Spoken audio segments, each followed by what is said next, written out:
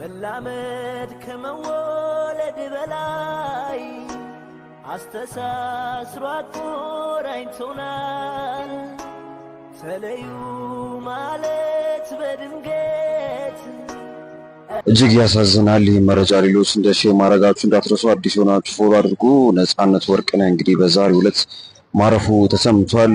በኢቢኤስ ቴሌቪዥን በቤተሰብ ጨዋታና በተለያዩ ፊልሞችና ድራማዎች ላይ የምናውቀው ተወዳጁ አርቲስት ነጻነት ወርቅነህ እንግዲህ ማረፉ ተሰምቷል ማለት ነው። ከቅርብ ጊዜ ወዲህ ነጻነት ወርቅነህ ላይ ያለው የፊት ለውጦች ጥሩ የጤንነት ስሜት ላይ እንዳልሆነ ይገመት ነበረ። እንግዲህ ያም ሆኖ አሁን ማረፍ ችሏል ማለት ነው። ለመላው አድናቂዎቹ፣ ለቤተሰቦቹ፣ ለወዳጅ ዘመዶቹ መጽናናትን እንመኛለን። ይህ መረጃ ሌሎች እንደ ሼር ማድረጋችሁ እንዳትረሱ።